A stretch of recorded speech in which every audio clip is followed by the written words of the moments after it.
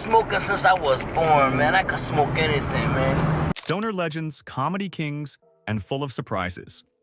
We all know Cheech and Chong for their wild jokes, smoky punchlines, and unforgettable on-screen antics. But what if we told you there's so much more to their story? Before the cult movies and iconic sketches, these two were living totally different lives, dodging the draft, running burlesque bars, and stumbling into comedy by sheer accident. Did you know they almost starred in a horror film? Or that their biggest movie joke came from a real-life cop? Stick around, because we're diving deep into the unexpected, unbelievable, and totally jaw-dropping truths about Cheech and Chong. And the craziest fact is saved for last. Number 4. Their script for Nice Dreams was 3.5 pages. By the time Nice Dreams hit theaters in 1981, Cheech and Chong had already cemented their status as counterculture comedy kings. But the way they made the film was just as unconventional as the jokes they told. According to multiple sources, and supported by insider accounts, the script for Nice Dreams was only 3.5 pages long. Cheech Marin joked, "When we turn in a 3.5-page screenplay, they blanch," which is a pretty color you don't see a lot of lately. Not 30, not 100, just 3.5. That's not even enough for a full short film by Hollywood standards. But for Cheech and Chong, it was all they needed to launch another hit. Their original concept was simple. They'd play two guys selling weed out of an ice cream truck around Los Angeles. That idea eventually morphed into the plot fans now know, involving substance money, a corrupt mental institution, and a bizarre side plot with Sergeant Stadenko turning into a lizard. But instead of meticulously scripting dialogue, they relied on loose scene outlines and their own improvisational chemistry. As Tommy Chong put it, "We rely on the storyboards to keep the plot flowing." We always approached comedy as music. Had a certain rhythm to it, had a certain beat, you knew when to come in. Of course, that didn't mean they were just winging it.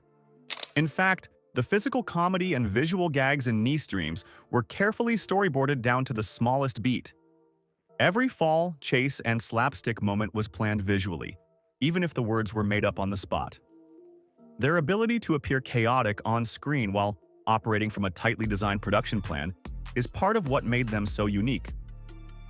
They blurred the line between structured filmmaking and total madness. There's also a rumor that Cheech wrote the entire 3.5-page script while stoned out of his mind, scribbling ideas on napkins during a late-night diner run. Thank God for casinos.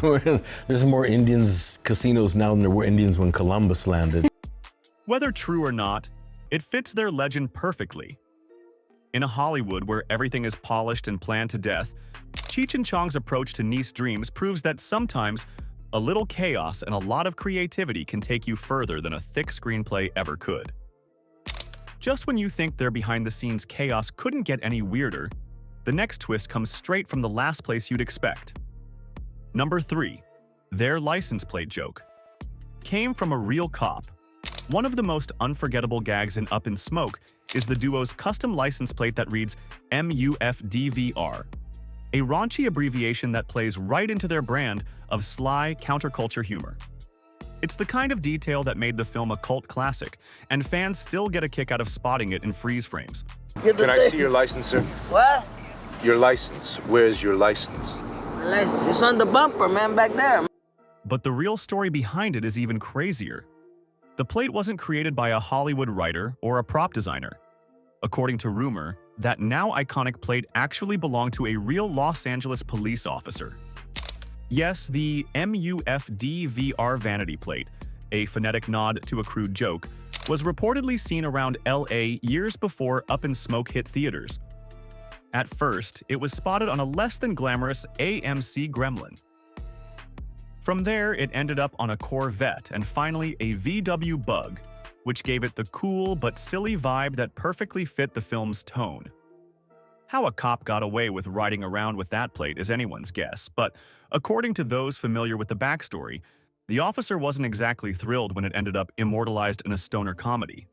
When Up in Smoke included the plate as part of Cheech and Chong's Weedmobile, it was no small Easter egg. It became one of the film's most memorable background jokes. For years, fans assumed it was just a made-up gag. But collectors and classic car fans who knew the plate's history began to spread the story, and it grew into one of those urban legends tied to underground comedy lore. And rumor has it, the original plate still exists, with California DMV stickers still intact. Just when their movie props seemed outrageous enough, the next unexpected guest reaction cranked the legend up to a whole new level. Number 2. Jack Nicholson laughed through a dislocated shoulder.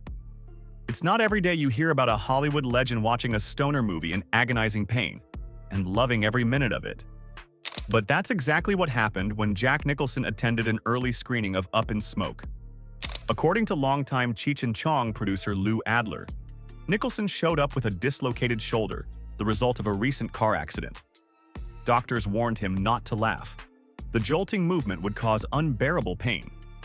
But as it turns out, resisting laughter at a Cheech Chong film is no easy task. Despite the injury, Nicholson sat through the screening surrounded by friends and industry folks.